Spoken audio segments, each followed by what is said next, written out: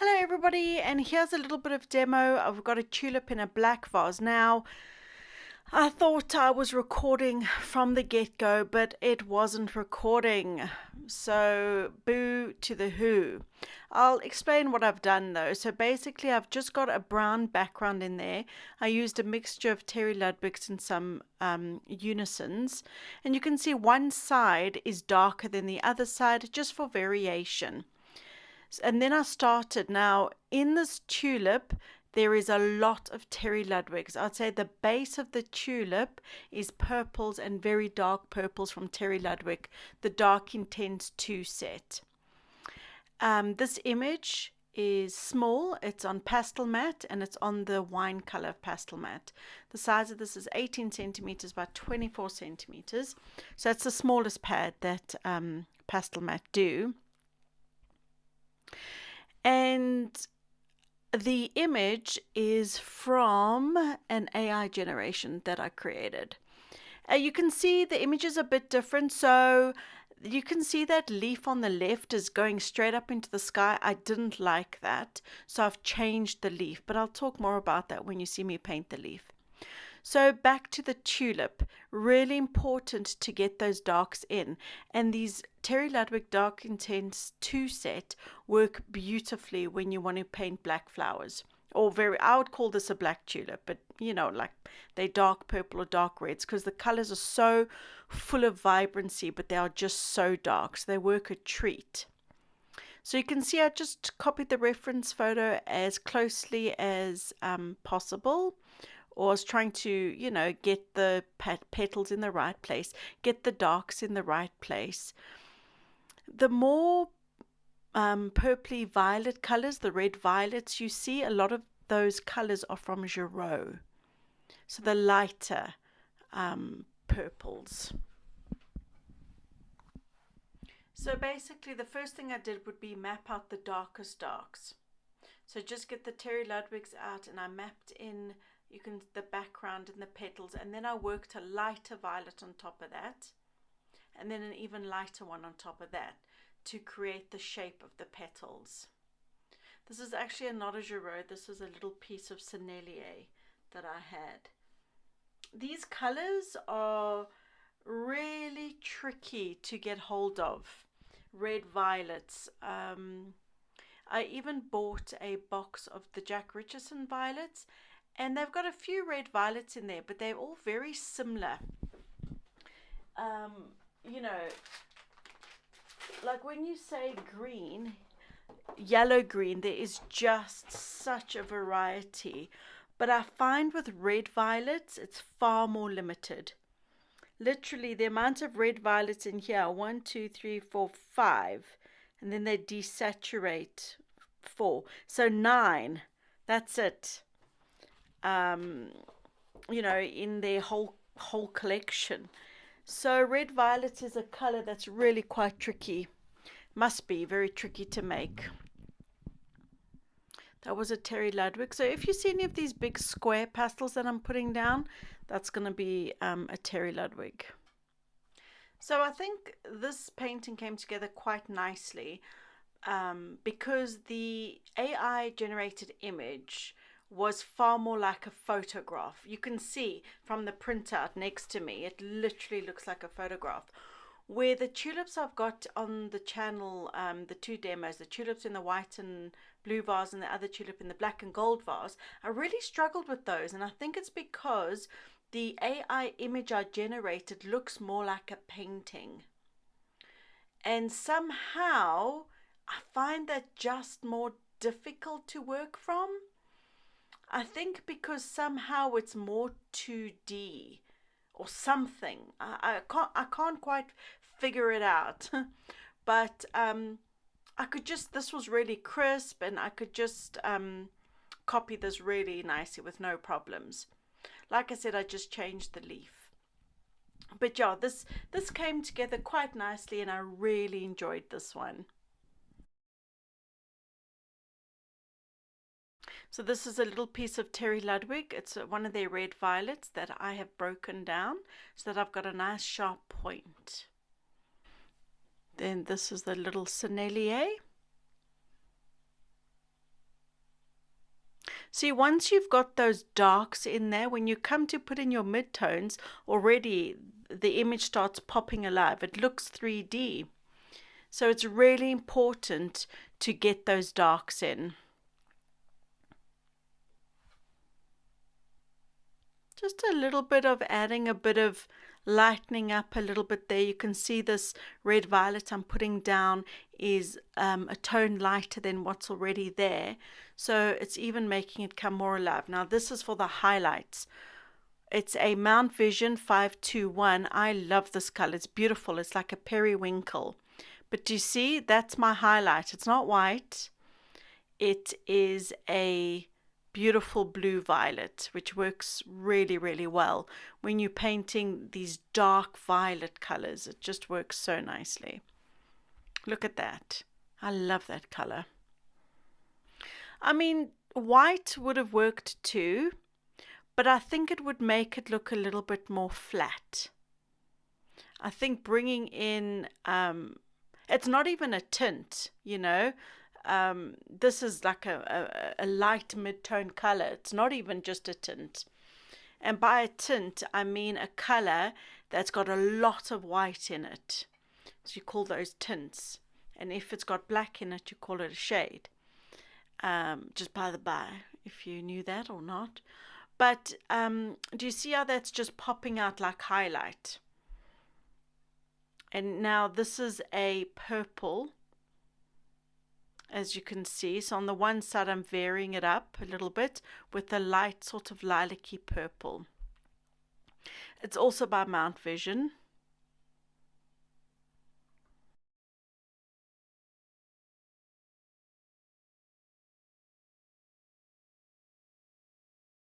So this is my Caran d'Ache Cobalt Blue, 30%.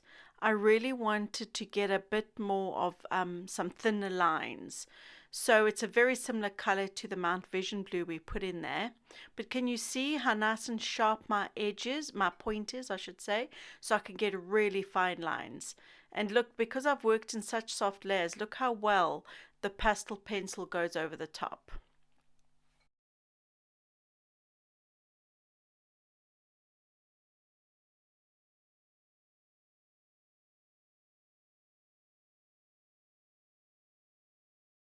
Right, then we've got this plummy color. Can you see? I'm just trying to map out the ridge of that petal to separate. So that petal at the back there, you can see the front side and the back side of it. The back side of the petal? Yeah, I think that's the right word. But I'm needing to divide that and to bring out the ridge rather than it looking like one flat petal. You can just see different aspects of it. So I'm needing to show that in my work. So this is a little Giraud. It's kind of like more of a muted grey violet sort of color.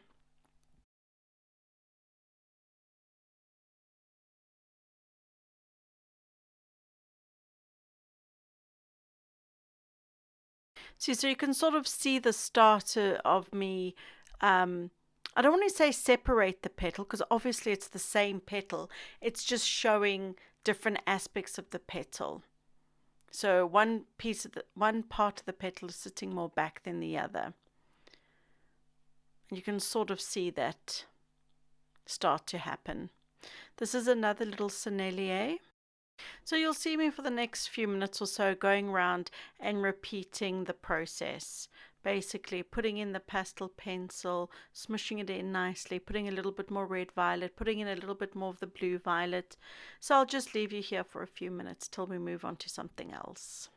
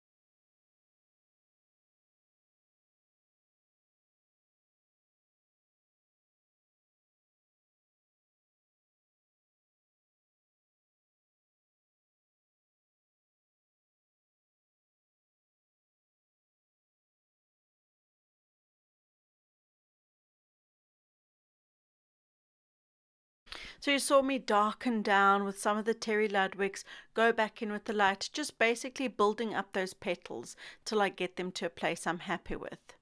Now this is a little piece of Giraud. You can see it's like a yellow orange. And the reason I'm putting that in is I want the oranges and purples to play nicely together. I really like orange and purple together. So I'm just adding a little bit more orange in there because on the color wheel yellow is the opposite of purple, and here we've got some red violets, so the opposite of that would be orange yellows. So that's why I chose to make this quite yellow, even though that's definitely not what's in the reference photograph. I could have kept what's in the reference photograph and bring it in, but I just felt like the background in the reference AI image, I should say, is blue and rusty orange, and I just thought, nah, why do I want to add that? No, let's go for something that looks a lot more like the Flemish or the old Dutch masters, which I really enjoy anyway. And they always have like umber, raw umber, burnt sienna looking backgrounds, or dark greens with a little bit of light. So that's kind of what I was thinking, and that's why I chose this background.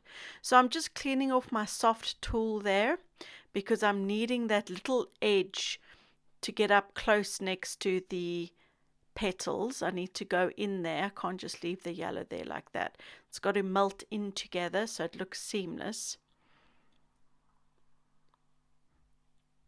And then once I've got close to the edge of the petals, then I can use my finger to carry on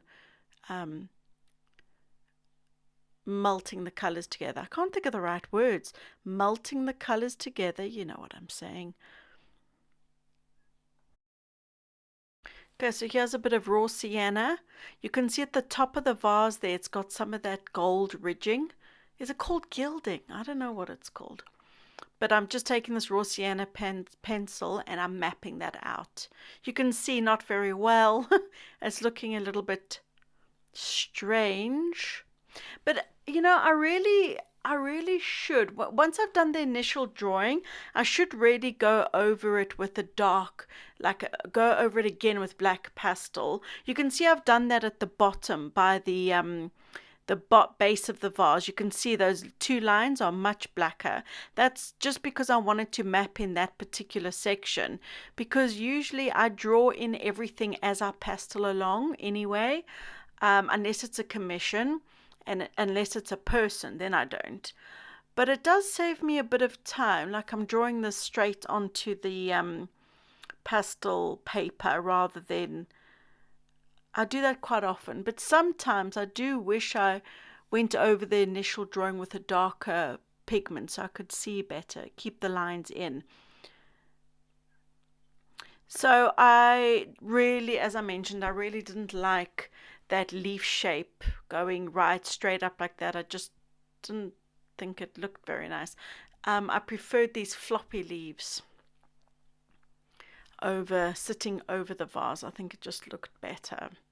So these are just Caran d'Ache pastels, and I also felt like I needed to have another little leaf somewhere. I felt like just having the two flapping leaves wasn't a great composition. I think I needed a little bit of something. So that's why I'm just kind of mapping in that little guy in the back there.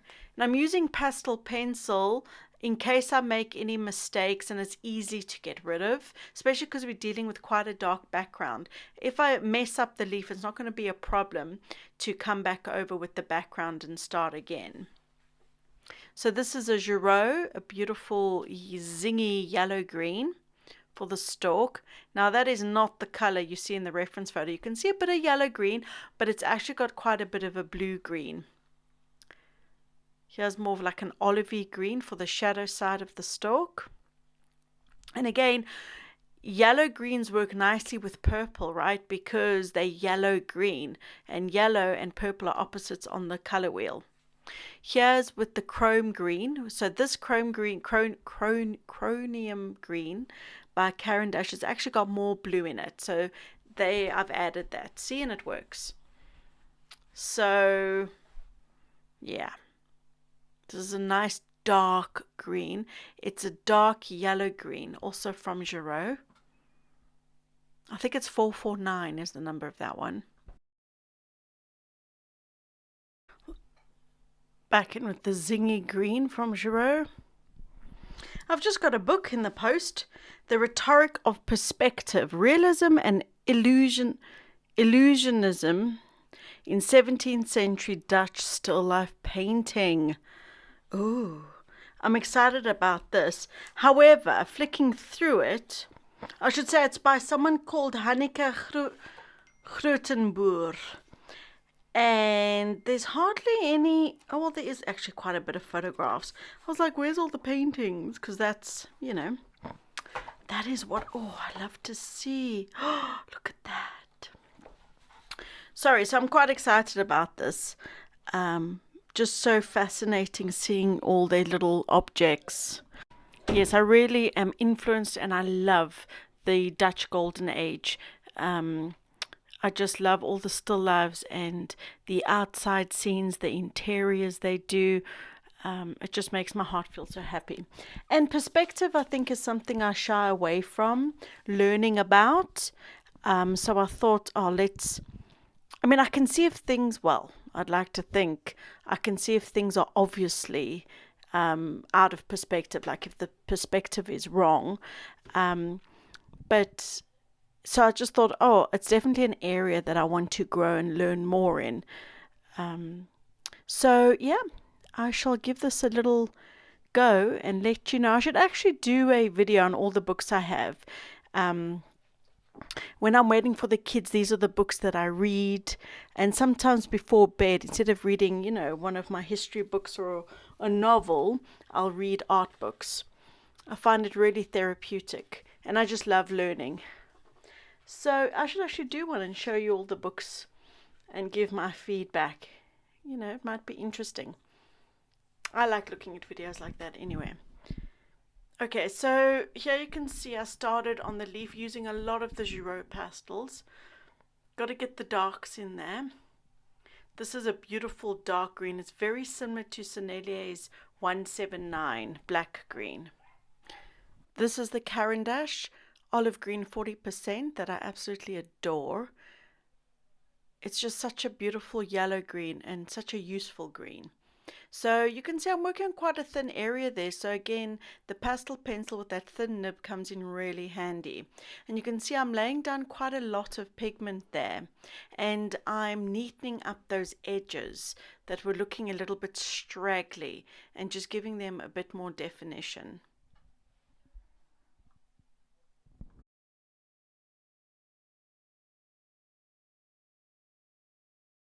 Then this is olive brown, also by Caran d'Ache. Just adding a little bit more, it's like a dirtier, I guess more of a browny green. Can't really see that necessarily in the reference photograph, but I know it works really well with the olive green that I put down. And again, it's just a little bit for variety. Here I'm fixing up the shape because the leaf, it turns in so you can see a little bit of not the inside because the leaf is flat, but it's turned over so you can see both sides. So I'm just making the one side bigger. Then just darkening down with black pastel pencil. And this is the chromium green, which is like a lighter, with more blue in it. It's a little bit more desaturated, so I'm using that for the edge, so where the light is hitting the leaf the most.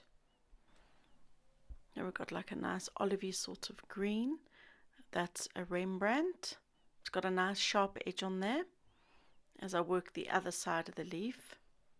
And then that one that I was putting over, that's a Unison. It's a yellow green earth 4. Again, just kind of redefining and bringing a little bit more pigment to the leaf. So I'm going to leave you here while you'll see me work on the leaves of this tulip using a whole bunch of different greens to get some life into the leaves. And I shall jump back in when we start on the vase.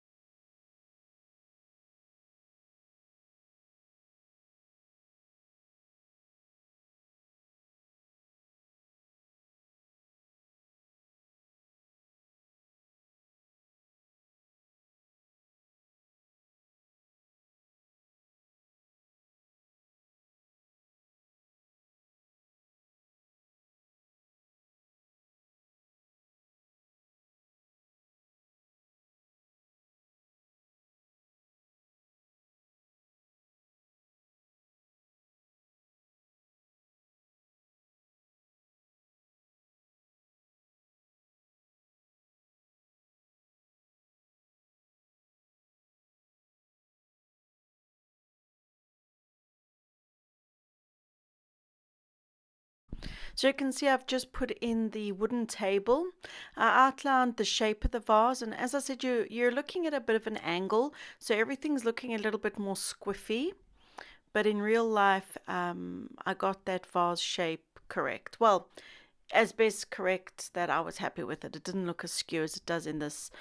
Anyway, with the table, using my good old trusty browns, I used actually a Giro 13, which is this beautiful dark, more warmer brown. So it's got more red in it.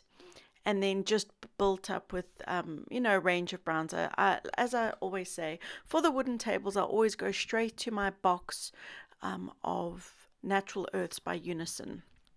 So adding in dark browns, then some browny oranges, then more browns that have more yellow in it for the light. And making everything, as you can see, always nice and smooth.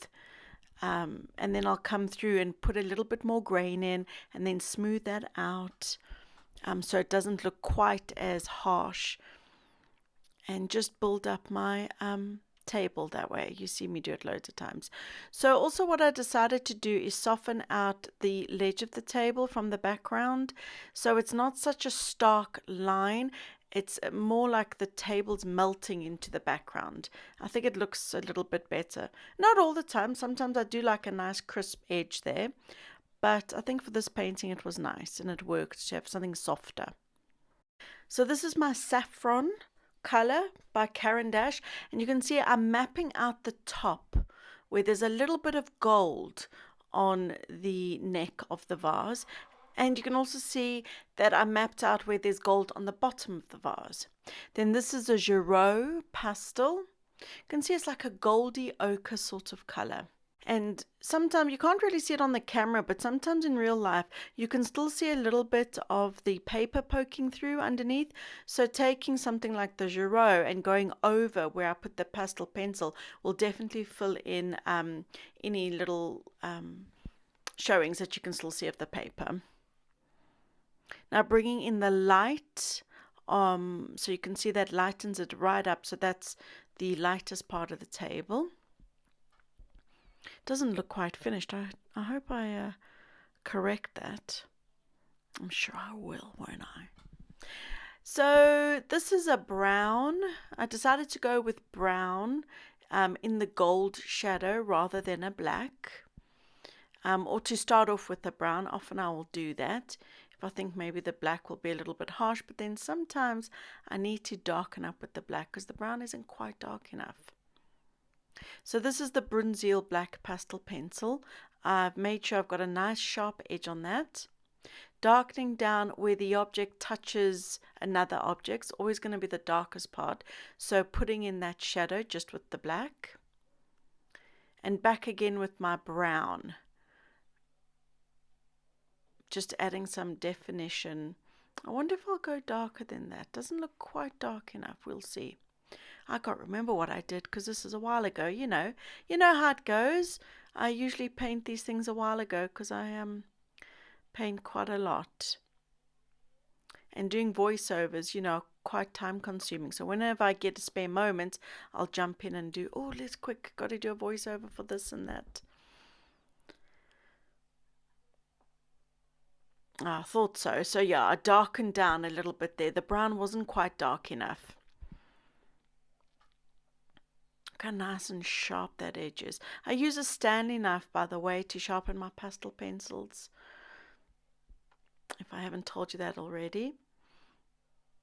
I've got a mark there. Yeah, it's bugging me. That does go, because that definitely, I would never leave that mark down on the bottom.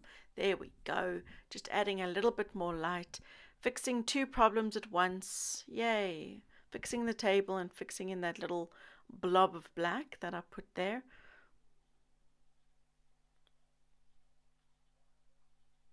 So here we are, starting the fun part of the vase. I really enjoyed this vase and it came together quite nicely without a lot of headache, which is always nice. And instead of going, in with the black pastel, I'm using the pastel pencil just so I can make sure I'm getting my shapes right. Sometimes it's almost like I use my pastel pencils as mapping out tools. Because if I feel like I can just make easier changes if I need to. Whereas if that was like, for example, the black Giraud pastel, I mean, that would just be a lot harder to lift up. It's not impossible. You've seen me change things. It can be done, but I don't know. It's almost like it's just easier to go in with the pastel pencil first. So that was the Cobalt 30% from Caran d'Ache. Now this is the Cobalt 5% from Caran d'Ache. And I'm mapping out. So I guess maybe you can tell in the photo reference that you download. To me it looks like it's in a garden, like a conservatory or something like that. Or it looks like a conservatory or greenhouse. And so that would be the sky that I'm busy with that's being reflected in the vase. Well, that's what it looks like to me. So that's what I was thinking. So adding that blue violet will be nice because we've got that blue violet in the tulip. So again, it's going to, help the painting, give the overall painting harmony. Then this is me taking the green, I can't pronounce it, it's the darkest green that Caran d'Ache do in terms of pastel pencil, because it looks like there's vines or something growing up. That's what I said, it looks like a greenhouse of some sort. So I'm paying close attention to the reference photograph. As you can see, I've moved the photograph, the printout even closer to where I'm working. Just adding a little bit more of the blue. Because also I know it's going to be like really popping against the black. It's going to be such a lovely contrast. So that's really going to help the whole vase come alive and look 3D. Back in with the light cobalt blue 5%. I love these two colors, and I know I probably say it all the time, but I'll say it again. I use these two colors from Caran d'Ache a lot. Excuse me. So usually for reflections, if I'm painting eyes, those are my two. I don't even think, like, I pull those out straight away. I know I'm going to use them. They work every time. They're one of those kinds of pastel pencils, I should say. You're going to use them in reflection, so I'll pull them out. This is this golden ochre color from Giraud. This is a gray, and it's kind of like a reddy gray. Remember, we can't have everything too high chroma, because otherwise your high chroma colors are just going to fall flat. We need to have in colors that are a little bit desaturated. And also we're transitioning from that bright reflection, hazing where the light isn't quite as sharp, where the reflection isn't quite as sharp, hazing into the black. So this is another gray, but it's got even more violet in it, so more of a purpley gray. I really, just watching this back, I'm thinking I really enjoy painting reflections. I don't know what it is. It's just, I guess, it's just something I really enjoy doing. I've got to be careful that I don't saturate my Patreon with all ceramics, because I don't know if you find it boring and you're like, oh, I don't like painting ceramics, because I absolutely love it. It's just, as I said, creating a smooth surface. I love a smooth look. I love a soft focus look, and then you get that smoothness because you're painting ceramic, and then you got all this interesting reflections. And like I said, they're not difficult if you just observe the color. I suppose you can say that about anything, but something about reflections and vases, besides getting the shape correct, the actual vessel shape correct, they come together quite quickly and easily, where I find painting flowers a lot more tricky. This tulip, not so bad, but I find flowers notoriously really challenging. Where, like, with a vase, like I said, it can just come together quite quickly. I don't know what it is.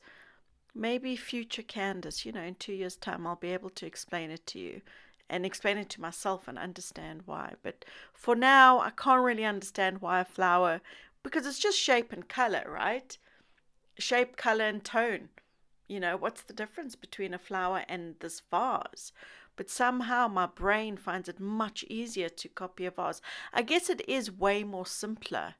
Well, I don't know, is it? See, I don't even know. Okay, I'm yabbling on now. I'm going to stop yabbling. This is a black Giraud, nice and dark.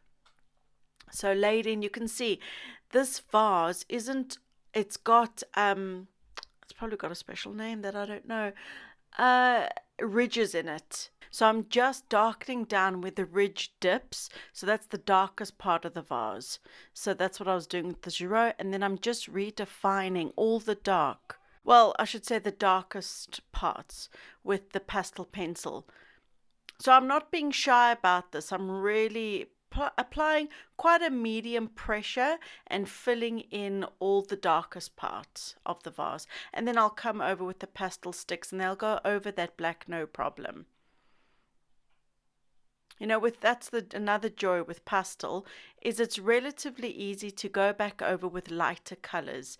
It's nice to have a dark area and then you can always lighten it and put in your highlights, usually no problem. There are certain exceptions, but for this vase, it's absolutely fine because I'm not coming over with super bright lights over the black. They're going to be grays and grey blues and kind of like light midtones, and the black's actually going to help them mold together, so it creates that soft out of focus look. But sometimes, you know, you want to reserve your highlights. Say, for example, if something's backlit, and the edge is really light, or it's got a particular color like a vivid orangey white, then I'll always go in with the white first and never get black under there or any dark colors under there. There are exceptions, but for painting this subject, then it's totally fine to go in with all the black. And then put your light tones on top of there. So this is a black new pastel that I'm using. It's really black. It's a wonderful black. It's one of my favorite blacks to use actually.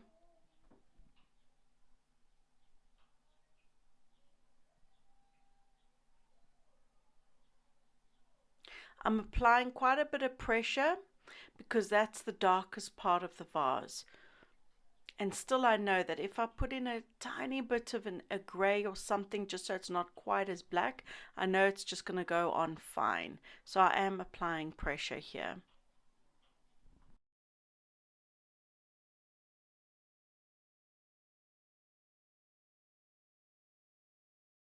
Also making sure as always to rub into the paper because again we're creating a nice smooth vessel.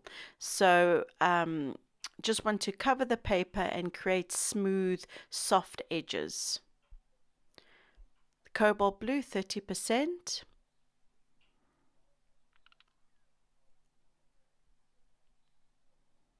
Just adding in the highlights, well, reflected light, I should say.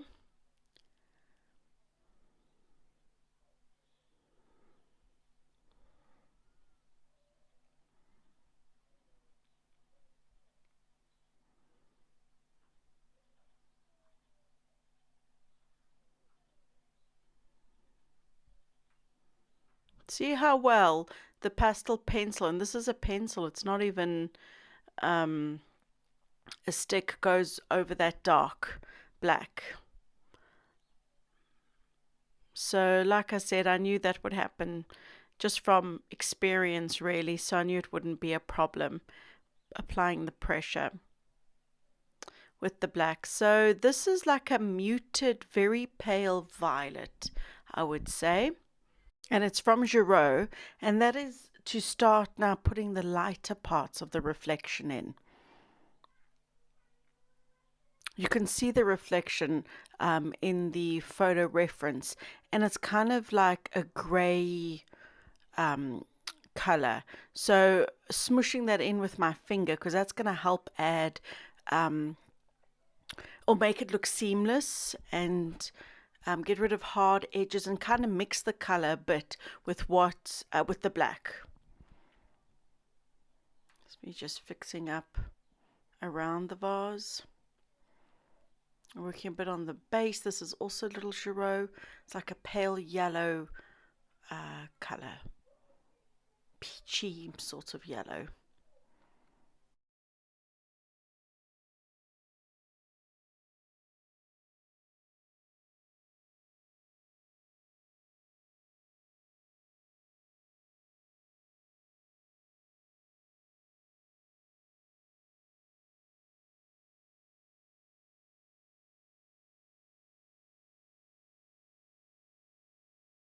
Back in with the black pencil just to crispen up edges after I smoothed everything out and worked a bit on the background, getting rid of any harsh lines I didn't like.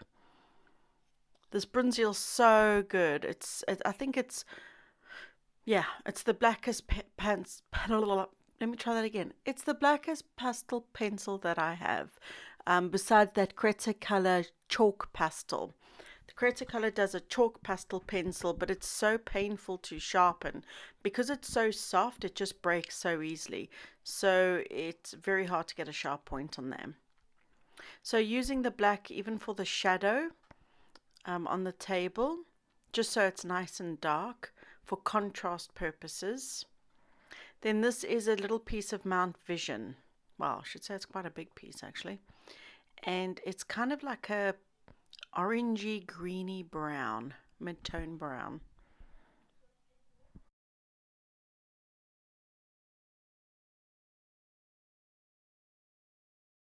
So working with the wood grain, meaning I'm not going up and down with my strokes. I'm going horizontal like wood grain would be when I'm laying the pastel in. And even though I'm rubbing that into the paper, you can still see the marks. It softens it. Depending how hard you rub, you can actually get rid of the marks. But if you've got a light touch, it still leaves some of the mark that you've put down. So it's really important to go with the direction of something like the grain rather than up and down. It wouldn't make any sense to make up and down marks. So for this part, you can see I've got my reference photograph right next to me, and I'm just basically copying what I see in the image. Like I don't really know what I'm drawing basically. Like I said, it kind of looks like a conservatory or a what's the word? Oh, it's left my brain. Come back, brain. Oh, greenhouse. There we go, greenhouse. But I'm looking more at just the shapes, the colors. Um, so just really, yeah, copying what I see. And just enjoying it. I really, like I've said 1,000 times in this one, I just really enjoy reflections. I think they come together so nicely and they can look quite impressive, but actually, it doesn't take a lot. Do you know what I mean? It doesn't take a lot. It just takes observation and the right tonal values, nice soft edges, mixed in with a few hard edges, like over here where I'm putting the white detail where those lines are, so you can see the structure of the greenhouse or garden room thing or whatever it is. This is my cobalt blue 5% from Caran d'Ache, putting that on top of the cobalt 30%. So for the next few minutes, I'm just going to leave you here while I work on the reflection, just so I don't repeat myself and bore you to tears.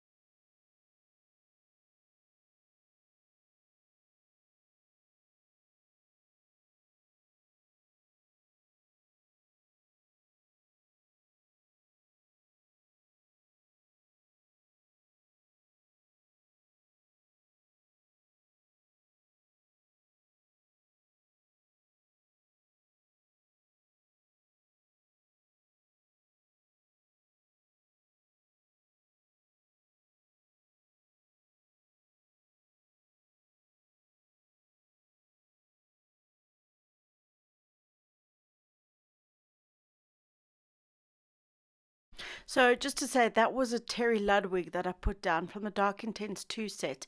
And it's kind of like a really dark navy blue, but you can see when I put it down, it's not as dark as the black. So it works beautifully as that transition color when you're going from the highlight down in, well, not, yeah, it's like a transition from the lighter tones in the highlight into the blackest part of the vase. You can see it works really lovely. You can see that in the reference photograph. So it's pretty dark. I mean, the Terry Ludwigs are really dark. So it worked perfectly here. I don't think I have anything similar to that. There is actually a 416 by Sennelier, which is a dark purple grey.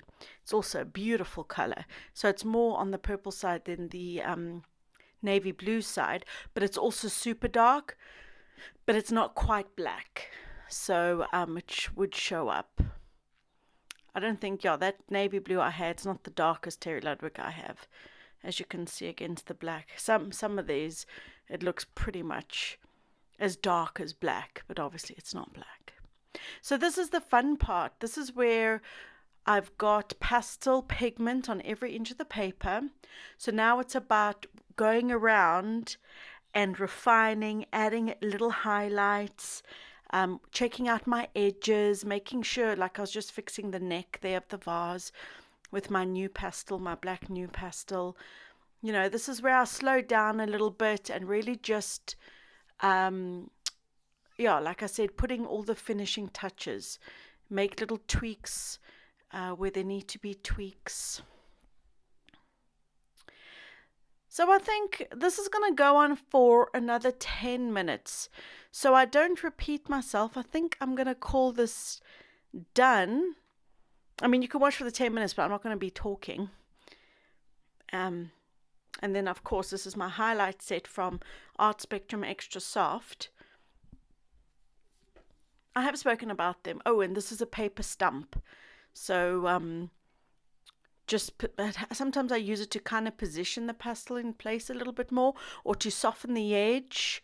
Yeah, really useful. So these, oh, here we go. I'm not going to keep quiet, and I'm going to keep talking. That's another Terry Ludwig, but can you see it's like a bright violet, and it works really beautifully in these dark sections again to add another dark, but it's not black. And again, it gives a shine quality to it. It makes the vase, you can feel that vase is shiny. And that's also, you know, part of my finishing marks. Works a treat. Oh yes, I was going to say, I talk about them quite a lot through other with other demos, in other demos, but I use the Art Spectrum Extra Soft highlight set. It's 10 highlights. They basically all tin, so white, but with a hint of grey or blue or peach or lemon. So I just use those genuinely when I'm doing my brightest highlight. Just fixing up the base there, and can you see I've put a little bit of black where there really shouldn't be black. I presume I'm going to go in and fix that. But first in with the white, the General's 4414. Can you see how nice and sharp my pastel pencil is for those little marks? So this is Bista by Caran d'Ache. It's the beautiful tanny greeny gold color. Now I can't go bright gold in the shadow area because that's not going to really make sense. So I need something that's a little bit duller, and a Bista works a treat. Back in with the Terry Ludwig that I was talking about, that dark navy blue. And then just where I've smudged over with the Terry Ludwig, I'm just kind of putting that shape a little bit back in with the new pastel. And I want kind of to transition. You can see it kind of like an ombre effect. It's lighter, and down into the black it gets darker. So that's why towards the bottom I was just really smudging that into the black. Okay, so now I really am going to leave you here for the next 6 minutes or so. But I hope you've enjoyed this one. And as I said, sorry I didn't press record so you couldn't see the whole flower. But I hope you did find this, useful or enjoyable to watch. So I'll see you in the next demo. Thanks, bye.